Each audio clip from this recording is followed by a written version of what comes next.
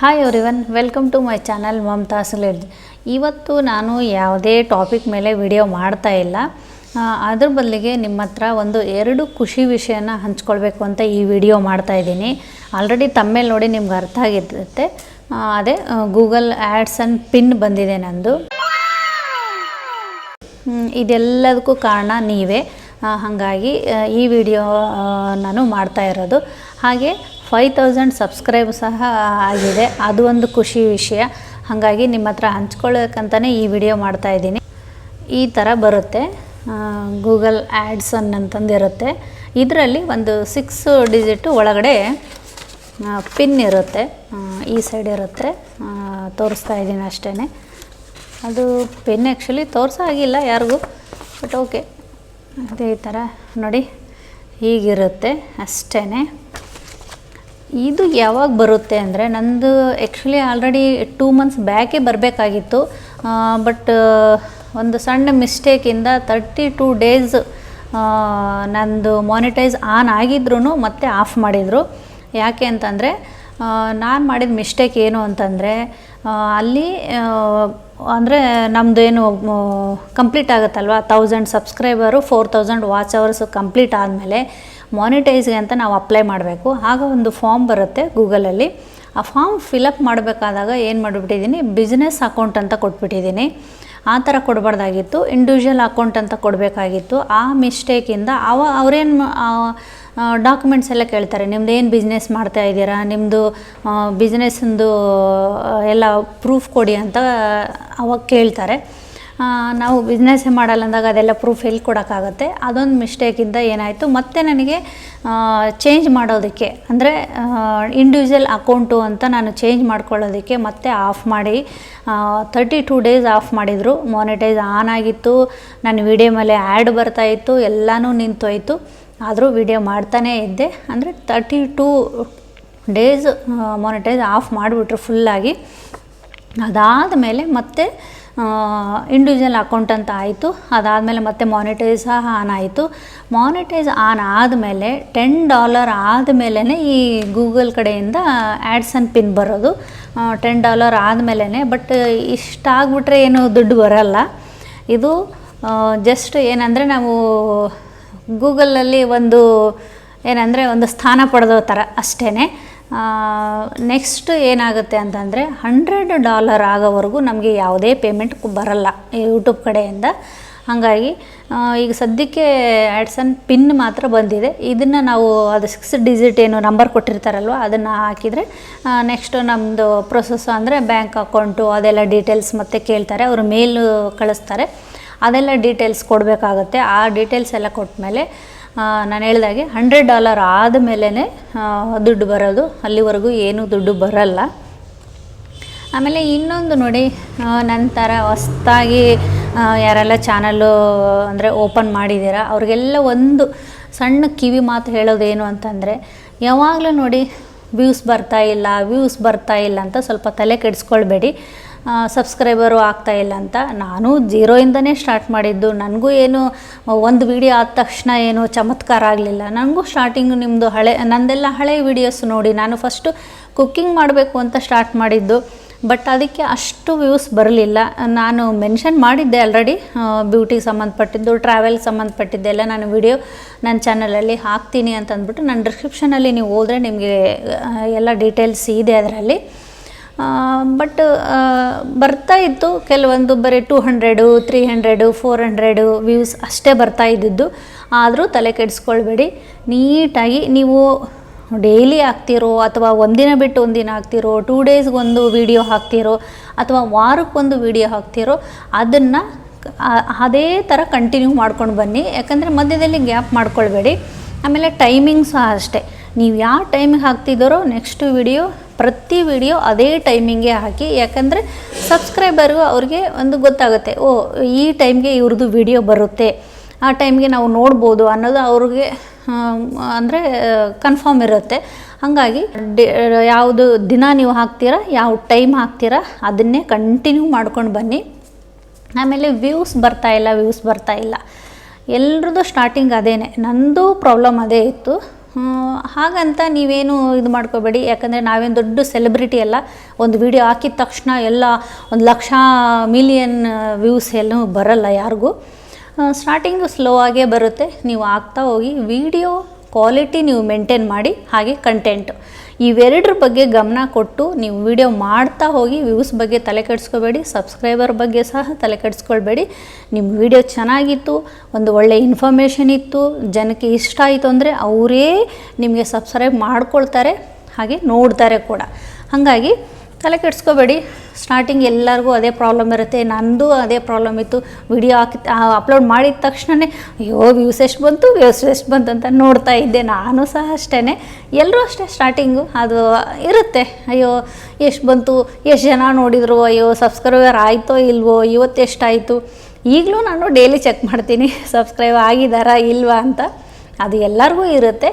ಆಮೇಲೆ ಒಂದಿಷ್ಟು ಜನ ನೋಡಿ ಯೂಟ್ಯೂಬ್ ಮಾಡ್ತಾರೆ ಅಂತಂದರೆ ಒಂದಿಷ್ಟು ಜನ ಸಪೋರ್ಟ್ ಮಾಡೋರು ಇರ್ತಾರೆ, ಒಂದಿಷ್ಟು ಜನ ಅಯ್ಯೋ ಅದೇನು ಬಿಡಪ್ಪ ಏನು ಮಾಡ್ತಾರೋ ಏನೋ ಅನ್ನೋ ಥರನೂ ಇರುತ್ತೆ. ಯಾವುದಕ್ಕೂ ತಲೆ ಕೆಡಿಸ್ಕೊಳ್ಬೇಡಿ.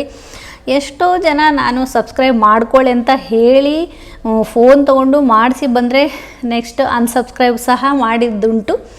ಆದರೂ ಏನೂ ತಲೆ ಕೆಡಿಸ್ಕೋಬೇಡಿ, ಆಗೋರು ಹಾಗೇ ಆಗ್ತಾರೆ. ನಮ್ಮ ವಿಡಿಯೋ ಇಷ್ಟ ಆಯಿತು ಅಂದರೆ ಬೇಕಾದಷ್ಟು ಜನ ಗ್ಯಾರಂಟಿ ಸಬ್ಸ್ಕ್ರೈಬ್ ಮಾಡಿಕೊಂಡೇ ನಮ್ಮ ಚಾನಲ್ನ ನೋಡ್ತಾರೆ. ಹಾಗಾಗಿ ತಲೆ ಕೆಡಿಸ್ಕೋಬೇಡಿ ಅದ್ರ ಬಗ್ಗೆ.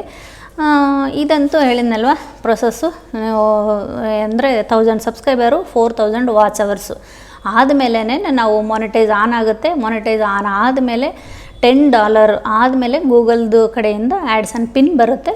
ಪಿನ್ ಅಂದರೆ ಅದೇ 6 ಡಿಜಿಟ್ದು ನಂಬರ್ ಕೊಟ್ಟಿರ್ತಾರೆ, ಅದನ್ನು ಆ್ಯಡ್ ಮಾಡಿದ ಮೇಲೆ ನೆಕ್ಸ್ಟು ಅಂದರೆ ನಮ್ಮ ವಿಡಿಯೋ ಮೇಲೆ.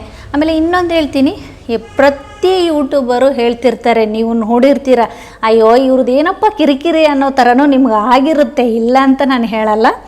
ಎಲ್ಲರೂ ಹೇಳ್ತಾರೆ ನಾನು ವಿಡಿಯೋ ಫಸ್ಟಲ್ಲೇ ಆದರೂ ಲಾಸ್ಟಲ್ಲಾದರೂ ನಾನು ಹೇಳ್ತೀನಿ, ನಾನು ವಿಡಿಯೋ ಇಷ್ಟ ಆದರೆ ಒಂದು ಲೈಕ್ ಕೊಡಿ, ಶೇರ್ ಮಾಡಿ, ಕಮೆಂಟ್ ಮಾಡಿ ಅಂತ ಹೇಳ್ತಾನೆ ಇರ್ತೀವಿ. ಎಲ್ಲ ಯೂಟ್ಯೂಬರ್ಸ್ ಹೇಳ್ತಾರೆ. ಮಿಲಿಯನ್ ಗಟ್ಟಲೆ ಸಬ್ಸ್ಕ್ರೈಬರ್ ಇದ್ದವರು ಹೇಳ್ತಾರೆ, ನಂತರ 1000 ಸಬ್ಸ್ಕ್ರೈಬರ್ ಇದ್ದವರು ಅಂದರೆ 5000 ಸಬ್ಸ್ಕ್ರೈಬರ್ ಇದ್ದವರು ಹೇಳ್ತಾರೆ, 100 ಸಬ್ಸ್ಕ್ರೈಬರ್ ಇದ್ದವರು ಹೇಳ್ತಾರೆ. ಯಾಕೆ ಅಂದರೆ ಅದರಿಂದ ನಮಗೆ ಏನೂ ದುಡ್ಡು ಬರಲ್ಲ. ಕೆಲವೊಬ್ರು ಅಂದ್ಕೊತಾರೆ, ಓ ನಾವು ಲೈಕ್ ಕೊಟ್ಬಿಟ್ರೆ ಅವ್ರಿಗೆ ದುಡ್ಡು ಬಂದ್ಬಿಡುತ್ತೇನೋ, ಅಯ್ಯೋ ನಾವು ಸಬ್ಸ್ಕ್ರೈಬ್ ಮಾಡ್ಕೊಂಬಿಟ್ರೆ ಅವ್ರಿಗೆ ದುಡ್ಡು ಬರುತ್ತೇನೋ. ಖಂಡಿತ ಇಲ್ಲ, ಸಬ್ಸ್ಕ್ರೈಬ್ ಮಾಡಿದ್ರೂ ದುಡ್ಡು ಬರಲ್ಲ. ಅದೇನೆಂದರೆ ನಮ್ಮದು ಟಾರ್ಗೆಟು, ಅಂದರೆ ಎಂಟ್ರಿ ಆಗೋದಕ್ಕೆ, ನಾವೊಂದು ಯೂಟ್ಯೂಬರು ಅಂತ ಅನ್ಸ್ಕೊಳ್ಳೋದಕ್ಕೆ 1000 ಸಬ್ಸ್ಕ್ರೈಬರ್ ಆಗಬೇಕು, 4000 ವಾಚ್ ಅವರ್ಸ್ ಆಗಬೇಕು ಅಷ್ಟೇ. ಆಮೇಲೆ ಲೈಕ್ ಕೊಟ್ಟರು ಏನೂ ದುಡ್ಡು ಬರಲ್ಲ. ನೀವು ಯಾರಿಗಾದರೂ ವಿಡಿಯೋ ಶೇರ್ ಮಾಡಿದ್ರೂ ದುಡ್ಡು ಬರಲ್ಲ, ವ್ಯೂಸ್ ಬರುತ್ತೆ. ವ್ಯೂಸ್ ಮೇಲೆ ಹಾಗೆ ವ್ಯೂಸ್ ಬಂದರೆ ಅಷ್ಟೇ ಸಾಕಾಗಲ್ಲ, ವಿಡಿಯೋ ಮೇಲೆ ಆ್ಯಡ್ ನಮ್ಮದು ಏನಿರುತ್ತಲ್ವ, ನಮ್ಮ ವಿಡಿಯೋ ಏನಿರುತ್ತೆ ಅದ್ರ ಮೇಲೆ ಆ್ಯಡ್ ಎಷ್ಟು ರನ್ ಆಗುತ್ತೆ, ಆ್ಯಡ್ ರನ್ ಆದ್ರೇ ನಮಗೆ ದುಡ್ಡು ಬರೋದು. ಅದರಲ್ಲೂ ನೋಡಿ ಸ್ಕಿಪ್ ಆ್ಯಡ್ ಅಂತ ಬರುತ್ತೆ. ಎಷ್ಟೋ ಜನ ಸ್ಕಿಪ್ ಮಾಡ್ತಾರೆ, ನೆಕ್ಸ್ಟ್ ವಿಡಿಯೋ ನೋಡ್ತಾರೆ. ಆ ಥರ ಆದ್ರೂ ಏನೂ ದುಡ್ಡು ಬರಲ್ಲ.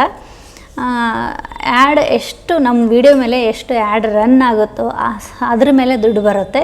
ಆಮೇಲೆ ನೀವು ಇನ್ನು ಆಯಿತು ದುಡ್ಡು ಅಂತ ಅಂದ ತಕ್ಷಣ ನೀವು ಯೋಚನೆ ಮಾಡ್ತಿರ್ಬೋದು, ಓ ಆಲ್ರೆಡಿ 1000 ಈ ಥರ ವ್ಯೂಸ್ ಬರ್ತಾ ಇದೆ, ಎಷ್ಟು ದುಡ್ಡು ಬರ್ಬೋದು ಏನೋ ಅಂತ.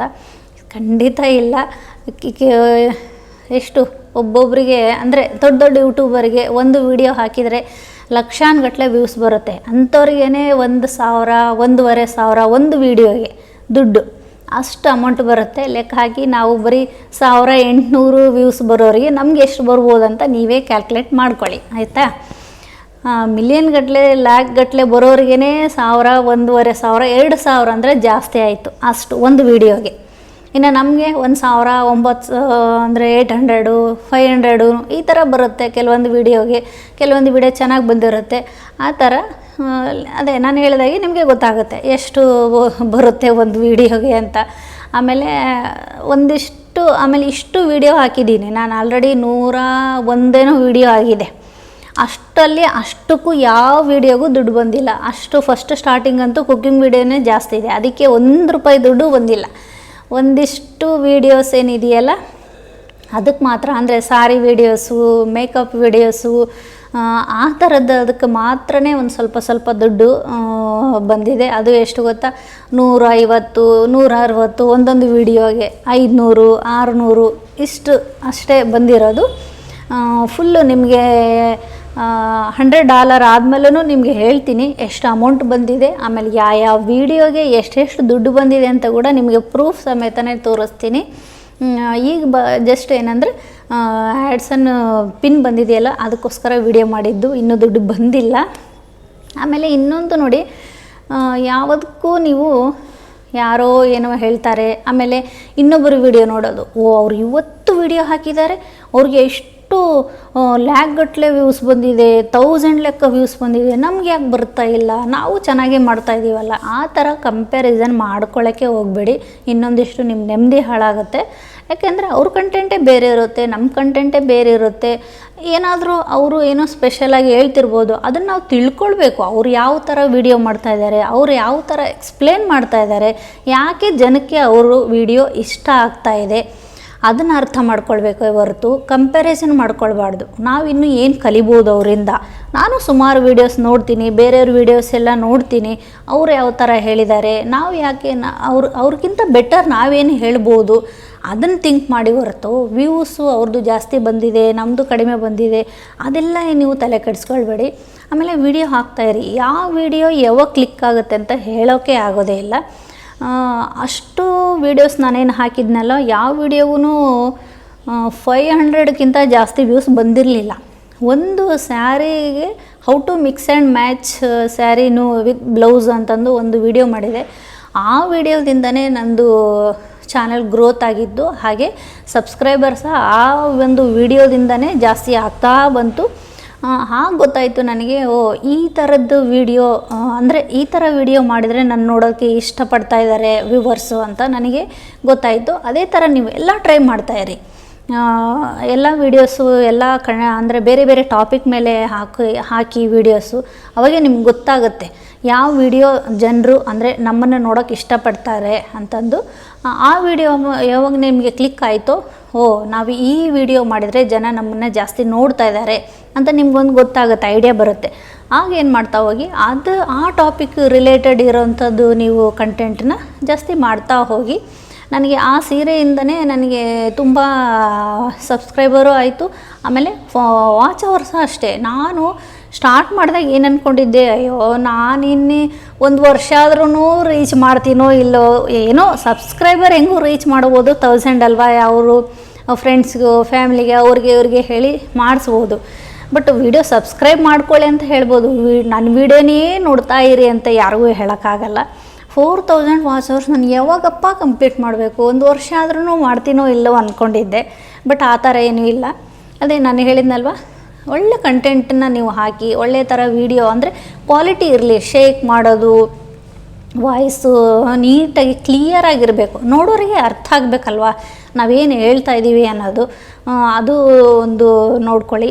ಈ ಥರ ವೀಡಿಯೋಸ್ ಹಾಕಿದಾಗ ನಿಮಗೇನಾಗುತ್ತೆ ಗೊತ್ತಾಗುತ್ತೆ ಆಲ್ರೆಡಿ, ಯಾಕಂದರೆ ಜನ ನಮ್ಮನ್ನ ಯಾವ ಥರ ನೋಡೋದಕ್ಕೆ ಇಷ್ಟಪಡ್ತಾರೆ ಅನ್ನೋದನ್ನು.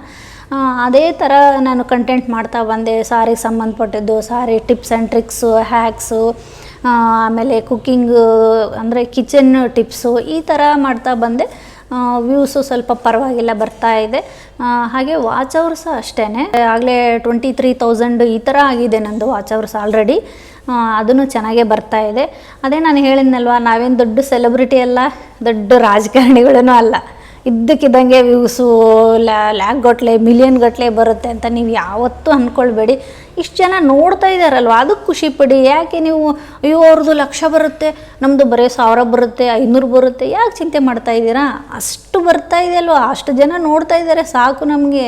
ನಾವೇನು ಹೇಳ್ದಂಗೆ ನಾವೇ ಸೆಲೆಬ್ರಿಟಿ ಎಲ್ಲ, ಏನು ರಾಜಕಾರಣಿಗಳೆಲ್ಲ, ಆದರೂ ನಮ್ಮನ್ನು ನೋಡ್ತಾರೆ, ಸಾಮಾನ್ಯ ಜನ ನಾವು. ಆದರೂ ನಮ್ಮನ್ನು ಇಷ್ಟು ವ್ಯೂಸು ಇಷ್ಟು ಬರ್ತಾ ಇದೆ, ಇಷ್ಟು ಜನ ನೋಡ್ತಾ ಇದ್ದಾರೆ, ಅದಕ್ಕೆ ಖುಷಿ ಪಡಿ. ಒಳ್ಳೊಳ್ಳೆ ಕಮೆಂಟ್ ಹಾಕ್ತಾರೆ, ಅದಕ್ಕೆ ಖುಷಿ ಪಡಿ.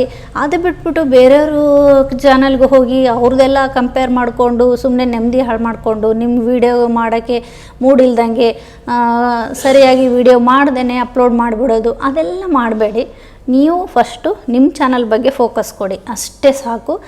ಖಂಡಿತ ಗ್ರೋತ್ ಆಗೇ ಆಗುತ್ತೆ. ಯಾಕಂದರೆ ನಾನೇ ಅದಕ್ಕೆ ಉದಾಹರಣೆ, ಗೊತ್ತಾಯ್ತಾ? ಆಮೇಲೆ ಇನ್ನೊಂದು ನೋಡಿ, ಅಂದರೆ ನಂತರ ಹೊಸದಾಗಿ ವಿಡಿಯೋ ಮಾಡ್ತಾ ಇರೋರು, ಅಂದರೆ ಹೊಸದಾಗಿ ಯೂಟ್ಯೂಬ್ ಚಾನಲ್ ಸ್ಟಾರ್ಟ್ ಮಾಡಿರೋರು, ಯಾವಾಗಲೂ ನೋಡಿ ಗಡಿಬಿಡಿ ಮಾಡ್ಕೋಬೇಡಿ. ಅಂದರೆ ವಿಡಿಯೋ ಅಪ್ಲೋಡ್ ಮಾಡೋದಕ್ಕೆ ಅಂದರೆ ಅಯ್ಯೋ ಅವರು ಡೈಲಿ ಮಾಡ್ತಾಯಿದ್ದಾರೆ, ನಾವು 2 ಡೇಸ್ಗೊಂದು ಹಾಕ್ತಾಯಿದ್ದೀವಿ, ವೀಕ್ಲಿ 1 ಹಾಕ್ತಾಯಿದ್ದೀವಿ, 3 ಡೇಸ್ಗೆ ಒಂದು ಸಲ ಹಾಕ್ತೀವಿ, ಆ ಥರ ಎಲ್ಲ ಗಡಿಬಿಡಿ ಮಾಡ್ಕೋಬೇಡಿ. ಯಾಕಂದರೆ ಫ್ರೀ ಇದ್ದವರು ಡೈಲಿ ಹಾಕ್ತಾರೆ, ಡೈಲಿ 2-3 ವೀಡಿಯೋ ಹಾಕೋರು ಇದ್ದಾರೆ. ಬಟ್ ನಾವು ಹೌಸ್ ವೈಫು ಆ ಥರ ಹಾಕೋಕ್ಕಾಗಲ್ಲ. ನಮಗೆ ಯೂಟ್ಯೂಬ್ ಒಂದೇ ಕೆಲಸ ಇರೋಲ್ಲ, ಮನೆ ಕೆಲಸ ಇರುತ್ತೆ, ಮಕ್ಕಳು, ಹಸ್ಬೆಂಡು, ತುಂಬ ಕೆಲಸ ಇರುತ್ತೆ. ಆ ಥರ ಗಡಿಬಿಡಿ ಮಾಡಿಕೊಂಡು ಏನಾಗುತ್ತೆ, ಅಯ್ಯೋ ನಾಳೆಗೆ ನಾನು ವೀಡಿಯೋ ಅಪ್ಲೋಡ್ ಮಾಡಬೇಕು, ಇನ್ನೂ ಎಡಿಟ್ ಆಗಿಲ್ಲ ಅಂತಂದ್ಬಿಟ್ಟು ಗಡಿಬಿಡಿಯಲ್ಲಿ ವೀಡಿಯೋ ಕ್ವಾಲಿಟಿ ಅಷ್ಟು ಚೆನ್ನಾಗಿ ಬರೋಲ್ಲ. ಹಾಗಾಗಿ ನೀವು ಟೈಮ್ ತೊಗೊಳ್ಳಿ, ಬೇಕಾದ್ರೆ 2 ಡೇಸ್ಗೊಂದು ಹಾಕಿ, ಅಥವಾ ಆಲ್ಟರ್ನೇಟ್ ಡೇಸು ಒಂದಿನ ಬಿಟ್ಟು ಒಂದಿನ ಆ ಥರ ಬೇಕಾದ್ರೆ ಟೈಮ್ ತೊಗೊಳ್ಳಿ. ಇಲ್ಲೇನು ಯಾರೂ ಕೇಳೋದಿಲ್ಲ, ಅಯ್ಯೋ ಇವತ್ತು ನೀನು ವೀಡಿಯೋ ಹಾಕಬೇಕಾಗಿತ್ತು ಯಾಕೆ ಹಾಕಿಲ್ಲ ಅಂತ ಯಾರೂ ಗೂಗಲ್ ಕಡೆಯಿಂದ ನಿಮಗೇನು ಕೇಳೋದೇ ಇಲ್ಲ. ಒಂದಿನ ಲೇಟ್ ಆದರೂ ಪರವಾಗಿಲ್ಲ, ವೀಡಿಯೋ ಕ್ವಾಲಿಟಿ ಚೆನ್ನಾಗಿರಲಿ, ಅದೊಂದು ನೀವು ಗಮನದಲ್ಲಿಟ್ಕೊಳ್ಳಿ. ಆಮೇಲೆ ಇನ್ನೊಂದು ಹೇಳಬೇಕಿತ್ತು, ನಾನು ವಿಡಿಯೋ ಅಂದರೆ ಯೂಟ್ಯೂಬ್ ಸ್ಟಾರ್ಟ್ ಮಾಡಿದ್ದು ಅಕ್ಟೋಬರ್ 2024, ಅಂದರೆ ಈಗ 9 ಮಂತ್ಸ್ ಆಯಿತು. ಆ್ಯಕ್ಚುಲಿ ಆಲ್ರೆಡಿ ನನಗೆ ಪೇಮೆಂಟ್ ಬರಬೇಕಿತ್ತು, ಯಾಕಂದರೆ ಅದೊಂದು ಎಡವಟ್ಟಿಂದ ಆ ಎಡವಟ್ಟು ಆ ಥರ ನೀವು ಯಾರೂ ಮಾಡ್ಕೊಳ್ಬೇಡಿ. ಫಾರ್ಮ್ ಬರುತ್ತಲ್ವ, ಅದು ನೀಟಾಗಿ ಒಂದು ಸಲ ಓದಿ ಎಲ್ಲನೂ ಕನ್ಫರ್ಮ್ ಮಾಡ್ಕೊಂಡ್ಮೇಲೆ ಫಿಲಪ್ ಮಾಡಿ, ಇಲ್ಲಾಂದರೆ ಈ ಥರ ಮಾನಿಟೈಸ್ ಆನ್ ಆಗಿದ್ದು ಆಫ್ ಆಗಿಬಿಡುತ್ತೆ. ಹೇಳಿದ್ನಲ್ವ, ಇದು ಆ್ಯಡ್ಸನ್ ಪಿನ್ನೇ ನನಗೆ 2 ಮಂತ್ಸ್ ಬ್ಯಾಕೇ ಬರಬೇಕಾಗಿತ್ತು. ಅಷ್ಟರೊಳಗೆ ಆಲ್ರೆಡಿ ಈಗ ಪೇಮೆಂಟೂ ಬರಬೇಕಿತ್ತು. ಬಟ್ ಹೇಳೋದೇನು, ನಾನು ಮಾಡಿರೋ ಒಂದು ಮಿಸ್ಟೇಕಿಂದ ಇಷ್ಟು ದಿನ ಆಯಿತು. ಬಟ್ ಆದರೂ ನನಗೆ ಖುಷಿ ಇದೆ, ಯಾಕಂದರೆ ನಾನು ಇಷ್ಟು ಬೇಗ ನನ್ನ ಚಾನಲ್ಲು ಮಾನಿಟೈಸ್ ಆಗುತ್ತೆ ಅಂತ ನನಗೇ ಗೊತ್ತಿರಲಿಲ್ಲ. ಬಟ್ ಆಗಿದೆ. ಅದೇ ಹೇಳಿದ್ನಲ್ವ, ತಲೆ ಕೆಡಿಸ್ಕೊಳ್ಬಾರ್ದು, ವಿಡಿಯೋ ಹಾಕ್ತಾ ಇರಬೇಕು, ಅಂದರೆ ಕ್ವಾಲಿಟಿ ಇರಬೇಕು. ಸುಮ್ಮನೆ ಹೆಂಗೆಂಗೋ ವಿಡಿಯೋ ಹಾಕೋದಲ್ಲ, ಕಂಟೆಂಟೂ ಒಳ್ಳೆ ಕಂಟೆಂಟ್ ಇರಬೇಕು, ಒಳ್ಳೆ ಕ್ವಾಲಿಟಿ ಇರಬೇಕು. ಆಮೇಲೆ ನೀವು ಯಾವತ್ತು ವೀಡಿಯೋ ಅಪ್ಲೋಡ್ ಮಾಡ್ತೀರಾ ಅವತ್ತೇ ವೀಡಿಯೋ ಅಪ್ಲೋಡ್ ಮಾಡಿ. ಆಮೇಲೆ ಇನ್ನೊಂದು ನೋಡಿ, ಅಯ್ಯೋ ವಿಡಿಯೋ ಮಾಡಬೇಕಂತಂದರೆ ಅದು ತೊಗೊಳ್ಬೇಕು, ಕ್ಯಾಮ್ರಾ ತೊಗೊಳ್ಬೇಕು, ಹಾಗೆ ಹೀಗೆ ಅದೆಲ್ಲ ಏನಿಲ್ಲ. ನಾನು ಶೂಟ್ ಮಾಡೋದು ಮೊಬೈಲಿಂದನೇ. ಮುಂಚೆ ಹಳೇದಿತ್ತು, ಅದಾದಮೇಲೆ ನಾನು ಗೂಗಲ್ ಪಿಕ್ಸೆಲ್ ಅಂತ ಒಂದು ಫೋನ್ ತೊಗೊಂಡೆ.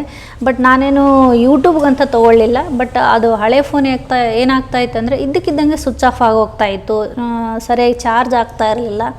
ಹಾಗಾಗಿ ನಾನು ಫೋನ್ ಚೇಂಜ್ ಮಾಡಿದೆ. ನಾನೇನು ವೀಡಿಯೋ ಮಾಡಬೇಕು ಅಂತ ಅದಕ್ಕೋಸ್ಕರ ಫೋನ್ ತೊಗೊಳ್ಳಿಲ್ಲ.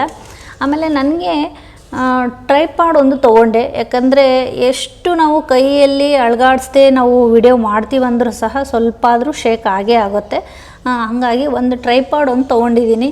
ಆಮೇಲೆ ಮೈಕು ಇದೊಂದು ತೊಗೊಂಡಿದ್ದೀನಿ, ಯಾಕಂದರೆ ನನಗೆ ಜೋರಾಗಿ ಕಿರ್ಚೋಕ್ಕಾಗಲ್ಲ, ನನ್ನ ವಾಯ್ಸು ಅಷ್ಟು ಜೋರಿಲ್ಲ, ಸ್ವಲ್ಪ ಸ್ಲೋ ಇರೋದ್ರಿಂದ ಮೈಕ್ ಬೇಕನ್ನಿಸ್ತು.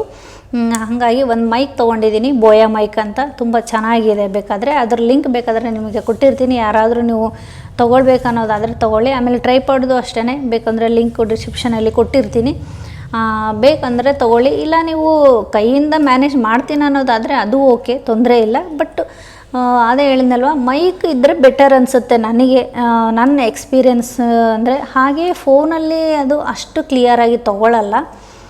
ಆಮೇಲೆ ಜೋರಾಗ ವಾಯ್ಸು ನಿಮ್ದು ಇತ್ತು ಅಂದರೆ ಓಕೆ, ಬೆಟರು, ಪರವಾಗಿಲ್ಲ. ನೀವು ಮಾನಿಟೈಸ್ ಆದಮೇಲೆ ಬೇಕಾದ್ರೆ ನಿಮಗೆ ಪೇಮೆಂಟ್ ಬಂದಮೇಲೆ ಬೇಕಾದ್ರೆ ತೊಗೊಳ್ಬೋದು, ಏನು ತೊಂದರೆ ಇಲ್ಲ. ಬಟ್ ಬೇಸಿಕ್ಕಾಗಿ ನನ್ನ ಎಕ್ಸ್ಪೀರಿಯನ್ಸ್ ಪ್ರಕಾರ ನಾನು ಹೇಳ್ತಾ ಇದ್ದೀನಿ, ಒಂದು ಟ್ರೈಪಾಡು ಒಂದು ಮೈಕ್ ಇದ್ದರೆ ಒಳ್ಳೆ ವಿಡಿಯೋ ಮಾಡ್ಬೋದು, ಸಾಕು. ಫೋನಂತೂ ಈಗ ಆಲ್ರೆಡಿ ಎಲ್ಲರ ಹತ್ರನೂ ಇರುತ್ತೆ, ಫೋನ್ದಂತೂ ನಾನು ಹೇಳೋದೇ ಇಲ್ಲ. ಕ್ಯಾಮ್ರಾ ಅವಶ್ಯಕತೆ ಇಲ್ಲವೇ ಇಲ್ಲ, ಯಾಕಂದರೆ ನಾನು ವೀಡಿಯೋ ಮಾಡ್ತಾಯಿದ್ದೀನಿ, ನೋಡ್ತಾ ಇದ್ದೀರಾ, ಏನು ಕ್ವಾಲಿಟಿ ಏನು ತುಂಬ ಚೆನ್ನಾಗಿ ಬರುತ್ತೆ, ಅದೇನು ತೊಂದರೆ ಇಲ್ಲ. ಆಮೇಲೆ ಎಡಿಟಲ್ಲಿ ಅಷ್ಟೇ ಕ್ಲಿಯರಾಗಿ ಎಡಿಟ್ ಮಾಡಿ, ಯಾವುದಾದ್ರೂ ಎಲ್ಲರೂ ತಪ್ಪು ಮಾಡೇ ಮಾಡ್ತಾರೆ ವಿಡಿಯೋ ಅಂದರೆ ಹೇಳಬೇಕಾದ್ರೆ. ಎಷ್ಟು ಕಟ್ ಮಾಡ್ತೀವಿ ನಾವು ಸಹ, ನಾನು ಅಷ್ಟೇ, ಏನಾದರೂ ಮಿಸ್ಟೇಕ್ ಆಗೇ ಆಗುತ್ತೆ ಹೇಳಬೇಕಾದಾಗ. ಆಮೇಲೆ ಇನ್ನೊಂದು, ಯಾವುದೇ ವಿಡಿಯೋ ಮಾಡಲಿ ಒಂದು ಸ್ವಲ್ಪ ಸ್ಕ್ರಿಪ್ಟ್ ಬರ್ಕೊಳ್ಳಿ, ಯಾಕಂದರೆ ಕ್ಯಾಮ್ರಾ ಫೇಸ್ ಮಾಡಿದ ತಕ್ಷಣ ಅದು ಹೊಳಿಯಲ್ಲ, ಹೇಳೋದಕ್ಕೆ ಏನು ಹೇಳಬೇಕು ಅನ್ನೋದು ಬ್ಯಾ ಮಾಡ್ಕೊಂಡು ಕುಂದ್ರೆ ಸರಿ ಇರಲ್ಲ. ಹಾಗಾಗಿ ಒಂದು ಚೂರು ಅಟ್ಲೀಸ್ಟ್ ಹೆಡ್ಲೈನ್ಸ್ ಥರ ಆದ್ರೂ ಬರ್ಕೊಳ್ಳಿ, ಪಾಯಿಂಟ್ಸ್ ಥರ, ಈ ಪಾಯಿಂಟ್ಸ್ ನಾನು ಹೇಳಬೇಕು, ಅದರದ್ದು ಎಕ್ಸ್ಪ್ಲೇಷನ್ ನಿಮಗೆ ಗೊತ್ತಾಗ್ಬಿಡುತ್ತೆ.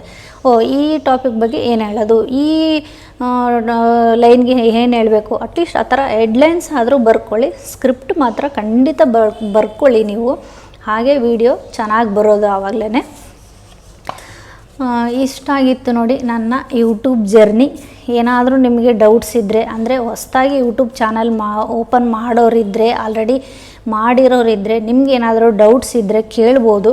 ಯಾಕೆಂದರೆ ನನಗೆ ಇಷ್ಟು ದಿನ ನನಗೇನು ಇನ್ನೂ ದೊಡ್ಡ ಎಕ್ಸ್ಪೀರಿಯೆನ್ಸ್ ಆಗಿಲ್ಲ. ನಾನು ಹೇಳಿದ್ನಲ್ವ ಎಡವಟ್ಟು ಮಾಡ್ಕೊಂಡಿದ್ದೀನಿ ಅಂತ. ಬಟ್ ಇಷ್ಟು ಆಲ್ರೆಡಿ 9 ಮಂತ್ಸ್ ಆಯ್ತಲ್ವ, ಸ್ವಲ್ಪ ಎಕ್ಸ್ಪೀರಿಯೆನ್ಸ್ ಆಗಿದೆ. ನಿಮಗೇನಾದರೂ ಅರ್ಥ ಆಗಲಿಲ್ಲ ಅಂದರೆ ಕಮೆಂಟಲ್ಲಿ ಕೇಳ್ಬೋದು. ಹಾಗೆ ಎಲ್ರಿಗೂ ತುಂಬ ಹೃದಯ ಧನ್ಯವಾದ ಹೇಳ್ತೀನಿ. ಯಾಕಂದರೆ ಇದೆಲ್ಲ ಸಾಧ್ಯ ಆಗಿದ್ದು ನಿಮ್ಮಿಂದನೇ. ನಾನು ಇಷ್ಟು ಬೇಗ ಈ ಪಿನ್ನು ಕೈಯಲ್ಲಿ ಹಿಡ್ಕೊಳ್ತೀನಿ ಅಂತ ನಾನು ಖಂಡಿತ ಅಂದ್ಕೊಂಡಿರಲಿಲ್ಲ. ಆಮೇಲೆ 5000 ಏನು ಸಬ್ಸ್ಕ್ರೈಬ್ ಮಾಡ್ಕೊಂಡಿದ್ದೀರಲ್ಲ, ಎಲ್ರಿಗೂ ಧನ್ಯವಾದಗಳು. ಈ ವಿಡಿಯೋ ಇಷ್ಟೇ ಆಗಿತ್ತು. ನಿಮಗೆಲ್ಲರಿಗೂ ಒಂದು ಥ್ಯಾಂಕ್ಸ್ ಹೇಳೋಣ ಅಂತಲೇ ನಾನು ಈ ವಿಡಿಯೋ ಮಾಡಿದ್ದು. ಹಾಗೆ ಎಲ್ಲರೂ ಹೇಳೋ ಹಾಗೆ ಸಬ್ಸ್ಕ್ರೈಬ್ ಮಾಡ್ಕೊಳ್ಳಿ, ಶೇರ್ ಮಾಡಿ, ಲೈಕ್ ಮಾಡಿ. ಇದು ಮಾತ್ರ ಯಾರೂ ಬಿಡೋದಿಲ್ಲ ಯೂಟ್ಯೂಬರು. ಓಕೆನಾ? ಬಾಯ್ ಬಾಯ್.